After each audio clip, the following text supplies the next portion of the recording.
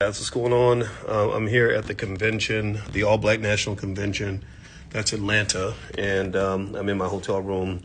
And I just got here, and I was thinking about some stuff that I just wanted to process. First off, for those of you that are coming through, look forward to seeing you. Don't forget that we have a wealth day, a Black Wealth Day on Saturday and Sunday. The convention's starting now. There's stuff happening now. There's networking in the lobby. Just in the lobby, I met one guy who was a former NFL player, and his son. He brought his son. Another guy who I know is making thousands of dollars a month selling stock options because I've worked with him. There's a lot of other amazing people here, super smart people, capable. Dr. Lene Javette, people like that. So anyway, if you are in Atlanta and you just want to roll through, just come to the Hilton, to the downtown Hilton. Just come to the lobby, and you're going to meet amazing people in the lobby. And there are some public events as well. So even if you don't have a ticket, we sold out of the tickets and the passes. Those who have tickets get special access to things. But for the most part, anybody who wants to just come through, you can. I see D1 is in there. So D, I'm in town, man. So hit me up, brother. Hit me up, man. I'd love to see you. D1 is family, by the way. In case you don't know, I would literally fight and die on the battlefield with this man. I absolutely would. He's an amazing guy, and I have so much respect for him, and I love what he's doing. And I just want to say that publicly because this guy's, I was hoping, my dream was that he would change hip hop, that everybody would see the same talent that I saw way back in 2015, and now it's like he's getting the attention he deserves. And this is what we need in our community. We need the right people to become influential. We need the right people to be famous, the right people to have reach and all these other things. and then also, I think we have to sort of be thoughtful about who we are actually picking, right? So, so for example, one person that I mentioned earlier is Dr. Umar, right? And I see Manchester says, Dr. Umar is my favorite guy. I wish him nothing but the best. He's one of my favorite guys too. But the problem is Dr. Umar clearly is struggling with some mental health issues. Maybe it's deeper than that. I don't know what else is going on. But unfortunately with Umar, it's the shenanigans that really significantly undermines his ability to have a positive impact on the community. I don't talk about Umar much, but I'm going to talk about it. I want to package it together with another guy named Jermaine Dupree. Jermaine Dupree kind of had a public back and forth with D1 about what D1's trying to do in terms of dealing with murder music and the way hip hop was really transformed by the CIA and those who are not black to end up harming black people. They took the greatest asset we had and turned it into a weapon of mass destruction. And so anyway, with Dr. Umar, here's the issue. I met Umar back in 2013. Took a picture with him, talked to him. I have that picture somewhere, but I don't even use it because I just don't. I think I put it up when I got it, but I haven't done it since. And we didn't talk again. I texted him to try to connect. He didn't respond to me, which is fine. It's okay. You don't have to do that. I know you're busy. But then later on, I was watching the school. So I made a donation to the school. It wasn't much. It was like $50 or something. And I had a message from a Princeton professor who literally told me, she's spoken in one of our events, and she said, because you support Dr. Umar, I don't want, sorry, I'm choking, guys. Give me a second. She said that because you support Dr. Umar, I can't rock with you anymore. And I just told her off. I said, basically, I told her to fuck off. I said, look, you don't tell me who I can align with, right? I said, Umar's a great speaker. He's a smart man. I support his school. And that's all there is to it. There's nothing you're going to change about that. Like, what are you talking about? So anyway, I'm getting some water right now. Sorry, guys. I'm up here going live and choking at the same time. That's bad. All right, hold on. So anyway, so that was what happened back then. That was 2013, 2014. And so, but I was kind of sitting back like everybody else. And I was like, what's going on with that school? Like, is he making progress? How's this work? And let me just tell you, from the very beginning, I was deeply concerned, because, money's my thing. And I can tell you, when you collect money from the public, there's a reason why you've never seen me go out here and create a big fund and have everybody donate to something or invest in something, because you have to be really careful when you're dealing with other people's money. Once you take money from somebody, you are accountable to those people. That's why we, in the Black Business School, when we started, we do not take money from the government. We do not take money from major white corporations, because once people give you money, they have the right to tell you what to do. And I don't know if Umar got that memo, because what I saw was very disturbing behavior. And this is way back in the day. For some of y'all may think that it's, y'all may think this is ancient history, but this is like maybe 2013, 2014. And I noticed that when people started asking questions about the school, how's it going? Where's the progress? I haven't seen any blueprints or anything. He would block people from his page. He would block them and kick them off the page for asking about their own money. And I said, okay, I understand if you block a hater, right? I understand if you block somebody who's trolling, because you're going to have that, right? If you're doing something significant, you're always going to have trolls or whatever. But if you're blocking your allies, you're not just blocking allies, you're blocking people that actually gave you money. That was very strange to me. I did not understand that, but I didn't really think much of it. People had asked me about it, and I was like, yeah, well, whatever. Maybe we'll see. Because at that time, the school idea had only been floating around for about 2 or 3 years. Believe it or not, by 2015, this thing had been out there 3 or 4 years, right? You're talking about building one school. And everybody wanted to help. So many people were volunteering, like, hey, I'll support you, brother. I'll teach at the school. I'll help you build it. I have a construction company. Just the whole community was right there, right? And so I was kind of wondering, like, why isn't this moving forward? So I reached out to offer to help. I didn't hear anything back, and that's fine. I don't care about that. So long story short, there was a person that went on my YouTube channel. I won't say her name because I don't want to put her in the middle of it, but the video's out there. She did a video where she asked about Umar's school, and she wasn't rude. She wasn't disrespectful. She literally asked legitimate questions. She said, with the school, we'd like to see a board, maybe some blueprints, maybe a plan, just something to let us know that progress is being made. And woo, buddy, when I tell you, Umar was pissed about this video. I mean, he was pissed not at her. He was pissed at me, because in his mind, he came up with the conclusion that if there's a woman on Boyce's channel that's speaking, Boyce must have put her up to it, right? And I don't come from that world. I come from a world where the women talk and they say what they want to say. Like, if you've seen my wife talk, you've seen many occasions where my wife has an opinion that's completely different from mine, because I never grew up in a world where women were only allowed to talk if men told them what to say, right? So he's sort of pinning that on me, and I'm like, what did I do? I didn't tell her what to say. You can come and debate that. Like, you can come and, refute it. And I don't care. Like, I like differences of opinion. Remember, I'm from academia. I'd been on the faculty of Syracuse for 12 years. We debated all the time. You would have your best friend who would disagree with you. It ain't nothing personal. It's just like, I don't like what you're saying here. I think you're wrong. And, well, I think you're wrong. And you go back and forth and you trade facts, and you have an open mind to figure out, like, okay, maybe you're sharpening my sword, right? You're not a hater, right? The black community has a big problem with anti-intellectualism.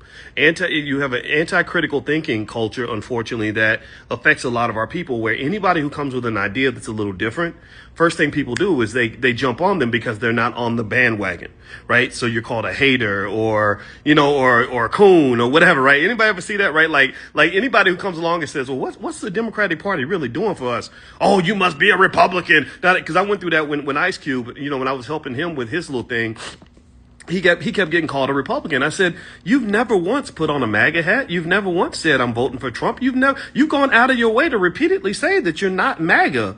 And people keep calling you MAGA. SNL had a skit where they had somebody pretend to be Ice Cube, and they were pretending to be MAGA. And I messaged him. I said, you didn't do anything MAGA, did you? You didn't wear a MAGA hat. He said, no, I didn't do any of that. He said, that's propaganda. And I said, yeah, that's what it is. So long story short, the anti-intellectualism is what keeps us from growing. Like, Dr. Claude Anderson has a term where instead of Negro, he calls them need to grow. And unfortunately, when you have anti-intellectualism and you don't allow for expansive ideas or the inclusion of ideas that are different for your own, like, you can't even hear them because you're so emotionally attached to what might actually be bullshit, you're never going to grow. I'm just telling you, if you can't hear a person who differs from you without getting trauma triggered and angry, then that pretty much means you're not going to evolve as a person, because your thinking is going to remain inside a box. So long story short, the anti-intellectualism is a big issue. And so with the Umar thing, I remember when the lady did this video and I watched it, I was like, well, she wasn't being rude. She was just saying, you should probably show us some blueprints or a board, which is what you do if you build a school. Like, you got blueprints, you got a plan, right? Here, I took all y'all's money, so here's the plan. I don't know why anybody thinks that's a controversial idea. That's not a controversial. That's not even radical. That's just business. That's what people do in business. You do know that, right? So anyway, Umar was livid, right? So Umar kept on, like, he was mad at me, so I talked to a mutual friend, somebody I know. I knew Mark. I've always known Mark Lamar Hill, even when we disagree. Like, I like Mark because Mark's a guy that I can disagree with, but he and I talked on the phone, and we're actually friends. And we have, if you've ever seen us disagree on Twitter, we are vehemently different in a lot of points, a lot of perspectives. But I just respect his hustle. I respect his intelligence.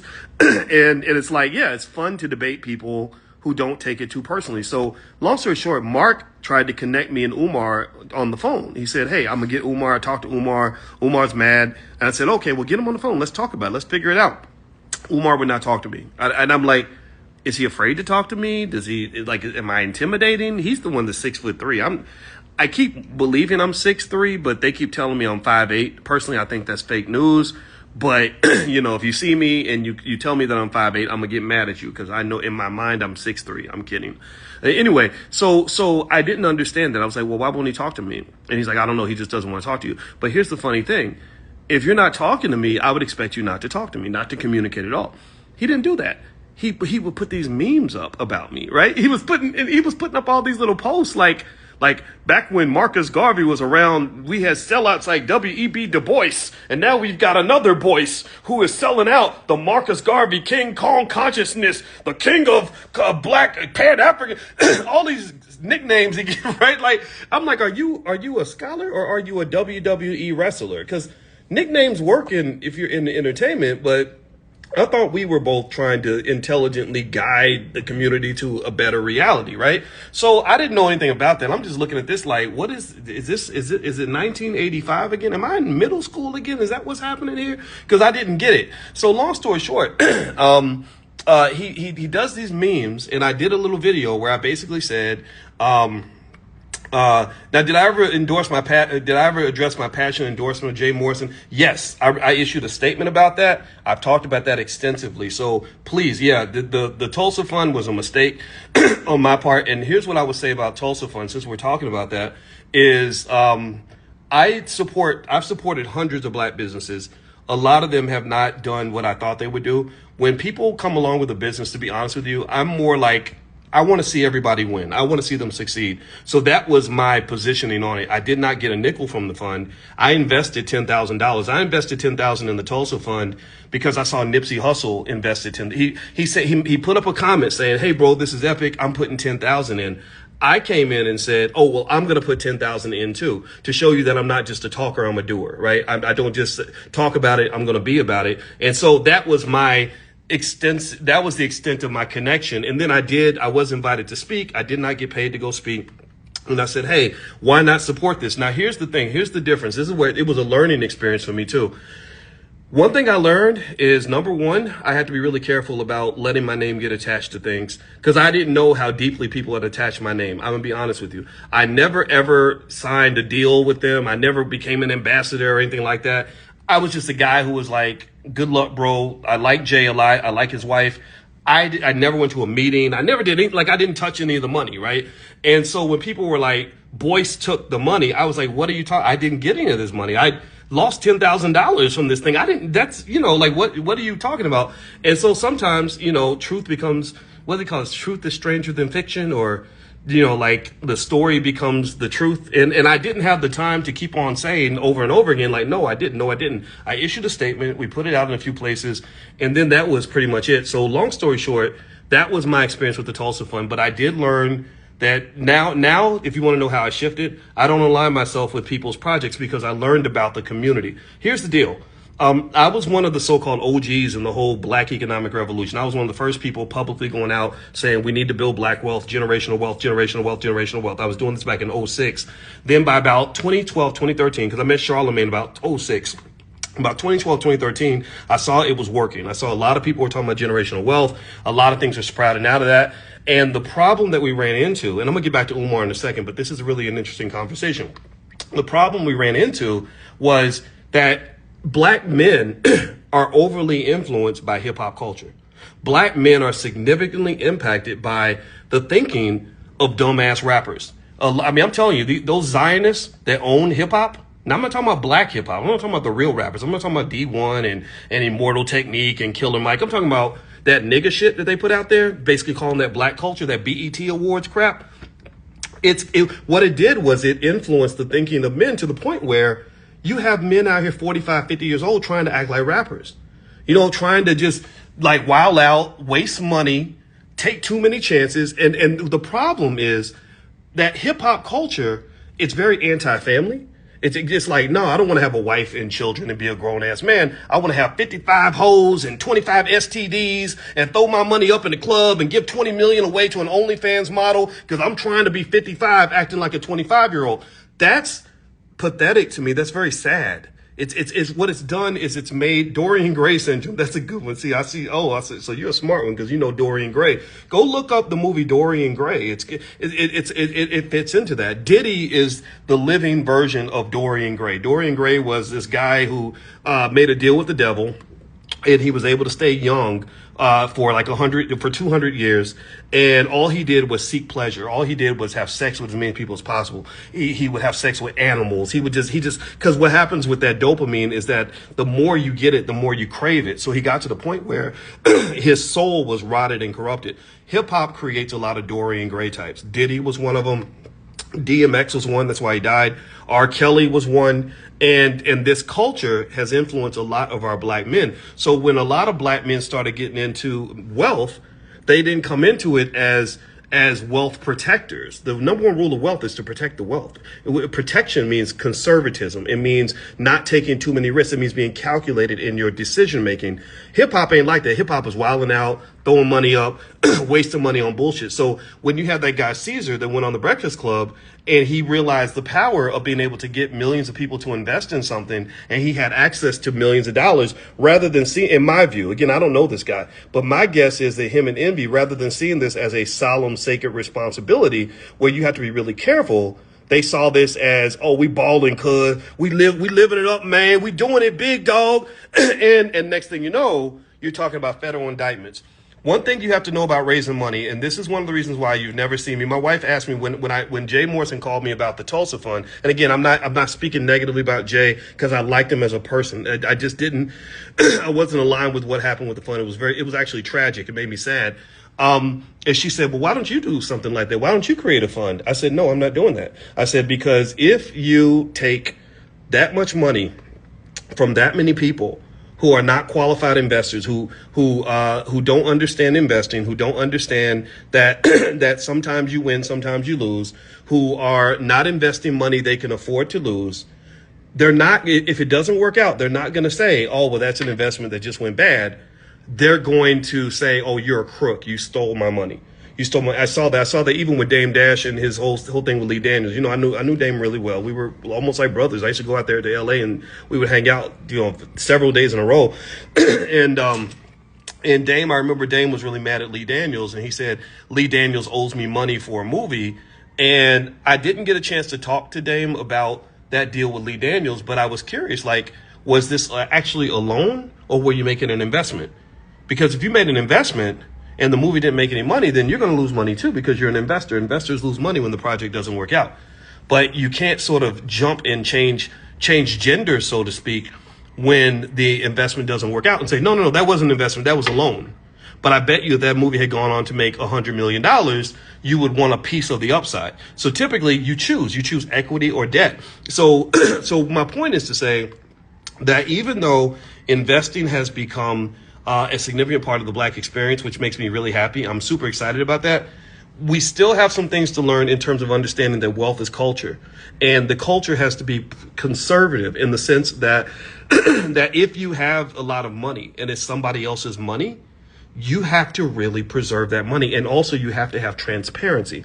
And that gets us back to Umar. That was Umar's violation, in my view. He wasn't being transparent. I'm sorry. I know some of y'all love Umar and everything. And I think he's the greatest speaker I've ever heard.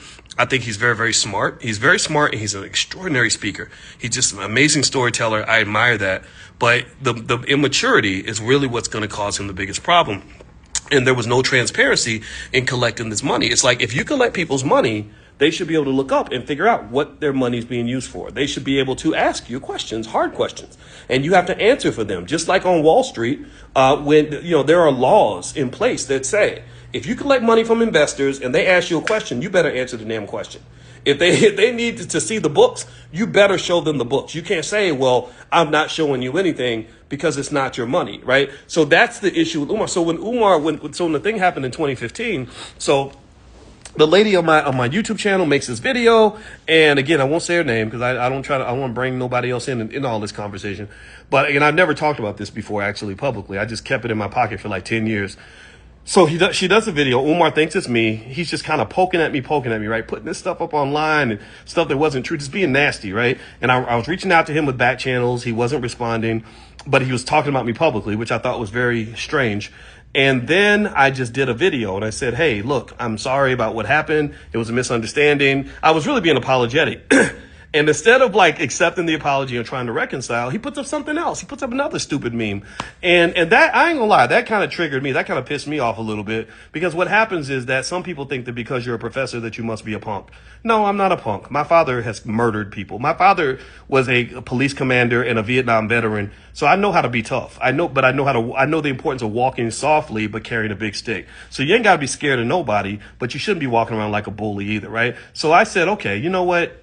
I'm gonna be honest with you. In my head, my mind was like, okay, fuck you. I'm gonna do a video and I'm going to literally lay out my complete honest opinion about you. And I did a video. It was called "Why I'm Done with Umar Johnson."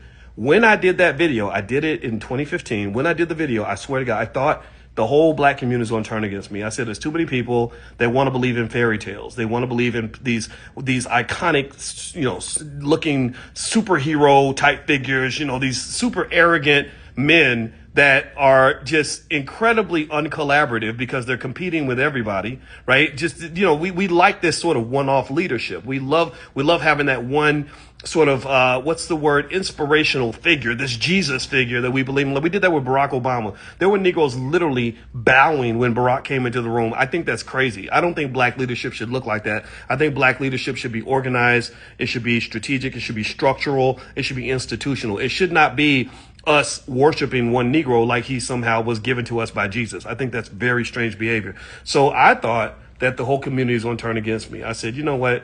Everybody's going to get mad at me, but I don't give a shit. I'm going to just tell the truth, and that's it, and just throw it out there. So I did this video. The video got between 7 and 800,000 views, and the reaction was not what I thought. Instead of people coming back and saying, you a sellout because you ain't going along with the program or whatever, they were actually like, yeah, we are wondering about this guy. We are wondering about this school. We are wondering about, like, where did he really get his degree from? Because I was like, I got my degree from The Ohio State University. You can look my PhD up. You can go on the internet and find my dissertation. You can find my committee. My chairman was Andrew Caroli at Cornell University. David Hirschleifer was on the committee. Jayanta Sen, right? All these guys went to the University of Chicago, right? So you can find all that. People were looking for Umar's credentials. They were calling him. Like, I was really shocked. People were writing really long articles, like saying, we did research, we went to the school, we were analyzing the data to see, and I was like, oh, wow. So we do have some good people out here that understand that I'm not trying to hurt anybody. I'm just being honest here. And that honestly was the first time people started questioning what was going on with Umar in the school. And at that point, I never really said anything else about it. I was done. But I've been watching. And through the years, it got to the point where the school kind of became like this joke, right? Think about it. It's 2025. I think he started talking about 2011 or 2012. And a couple of things about this is really interesting. One is I'm really shocked that there are so many people that still believe that the school is going to be built. But then two, I'm shocked by how many people believe that the school is going to save the black community. That's the part I don't understand. Like, who told you that one school is going to elevate the entire black community. I've never seen such a school, like, right? Like, and the problem too is that when you would engage in these immature shenanigans online, these online beefs, or like some of the crazy stuff you've been seeing lately, whatever, it gets to the point where a lot of people don't take him seriously anymore. Like our kids, these little suburban black kids, I never mentioned Umar's name once in my house, but they know who Umar is. They brought him up. I didn't even know that I knew Umar. I didn't even let them know that. I just listened to what they said, and they talked about him like he was a joke. They were like, yeah, there's this guy named Umar Johnson, and we just think he's so funny, because they started memeing him, right?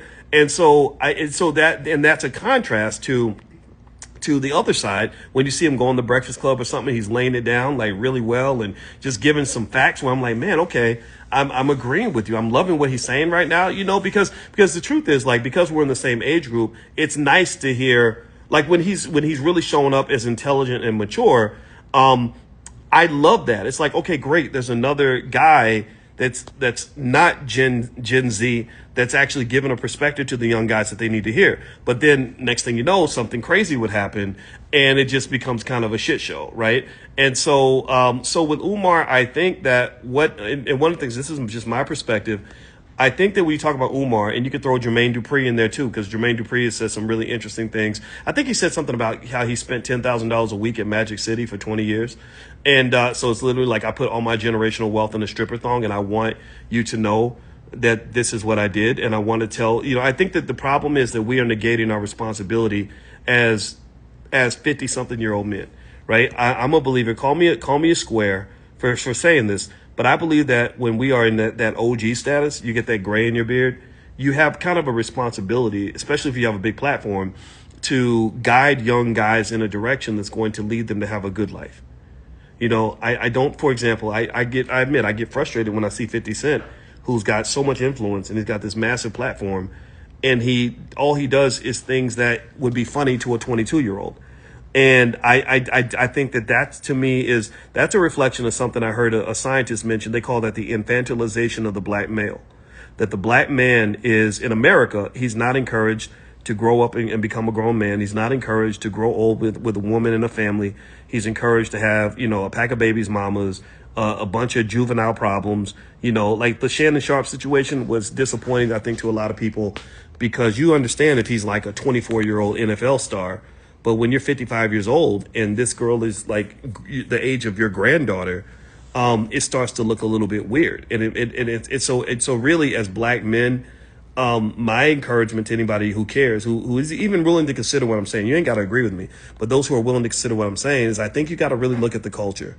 That's the point. I think you got to really look at this culture, and you got to say, this is not a culture that's going to breed prosperity. This is not a culture that is going to be respected around the world. This is not a culture that's going to be seen as any sort of model for anyone. I think that America runs, and you have this perception that white people are doing all the grown-up shit. White people are the ones running artificial intelligence. White people are the ones who are building nuclear weapons. White people are the ones who are making important corporate decisions at an institutional level. Our job is to just entertain and to be the help. Right? Our job is to work for white people. Our job is to make them laugh. Our job is to buy their products. Our job is to serve them in various ways, consume their media.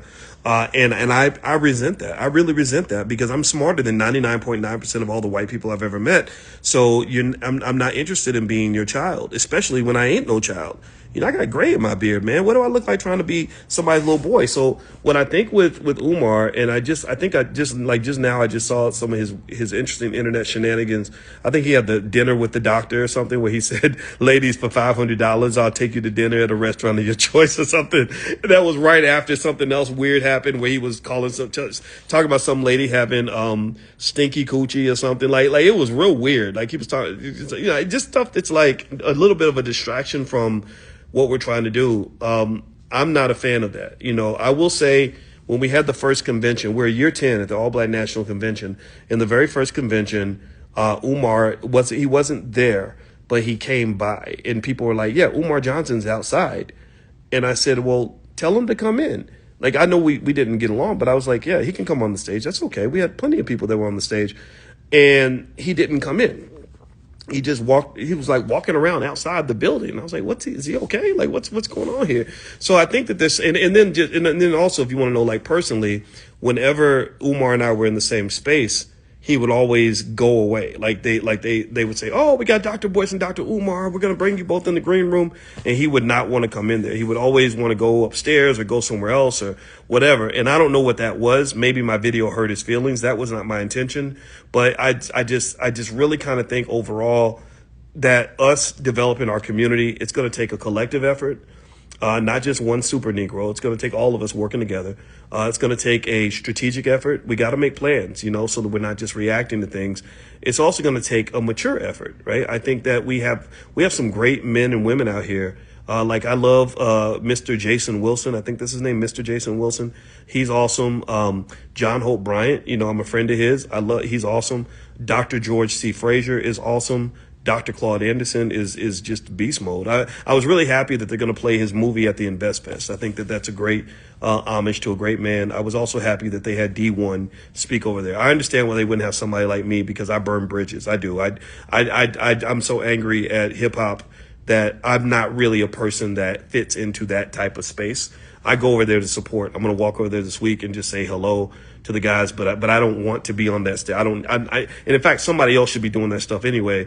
But I think overall, I think you've got a lot of good people out here doing good stuff. And the Earn Your Leisure guys, I've watched them as well. I think they're very intelligent. I like listening to what they have to say. So I think the movement is positive. It's going in the right direction.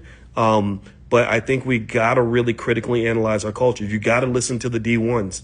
You cannot just shut that stuff out, because what's also happening now is that a lot of those young men and women are growing up and they're starting to look at us and say, what's up with you guys? Like, you guys were before us. You're from the 90s. We admired you growing up. And now you're out here behaving like children, and that's just not cool. That's not appropriate. That's not interesting. So that's it. So I think it's legacy protection at this point, in my opinion. All right. Oh, Rizza Islam. Yeah, he's coming to the All Black National Convention. He'll be here Friday morning. I'm doing a State of the Black Union event with Rizza and Dr. Ken Harris. Dr. Harris has a doctorate in economics and Africana studies from the University of Michigan. He runs the National Business Leagues, founded by Booker T. Washington. They're doing billions of dollars in trade and business with African countries, or they go over there and they make business deals. They do trade delegations to Africa, and so he's doing grown man business. So Rizza will be there. Dr. Ken Harris. Ezekiel Elliott from the Dallas Cowboys, his father is going to join us. He's the head of the NFL Fathers Association, and he's also a member of the Nation of Islam, and he's a bad brother. I know his name is Stacey Elliott, but he's got another name. I think his last name is Muhammad. I don't remember the first part, but he'll be here. Chris Broussard from Fox Sports will be here. He's on some grown man stuff. Dr. Lene Javette. There's more amazing people here. I just can't name everybody. I can't remember everybody's coming, but it's going to be here. So if you're in Atlanta, just roll through. We're at the Downtown Hilton on Courtyard Street. I think that's what the street is. And I know it's near where the Invest Fest thing is happening, because I remember I was able to walk there last year. So I'm probably going to walk over there again and just say hi. All right. So anyway, I'm done, guys. My phone's about to die, so let me go ahead and end this conversation. Just so you know, we do financial class every single morning. So if you want to learn economics, the class is free. We meet every morning at 10 a.m. All you got to do is text the word morning to the phone number 87948. So get on your phone, text morning to 87948, and I'll send you an invitation. And did I speak on what's going on with Uncle Nearest? Not yet, John. I got to think about it. I don't feel like I know them well enough to really speak on it just yet, but I am going to process that. And I think there are lessons to learn. I think the biggest lesson, the most immediate lesson I'm picking up from the Uncle Nearest situation is that everything that glitters isn't always gold, in the sense that sometimes if you take on too much debt and you try to expand too quickly, you can get yourself in trouble. There's research papers written on the fact that sometimes when you're building business, you don't want to go chasing waterfalls.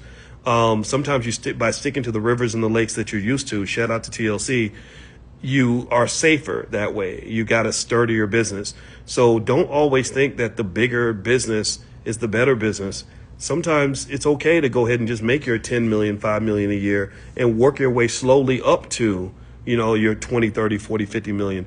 even if they offer you, a loan of $100 million or something like that. Because it sounds to me like what happened with Uncle Nearest is they borrowed this $100 million loan and they didn't have they weren't accurate on the collateral that was being presented for that loan. And I know they put it off on the CFO, and I get that.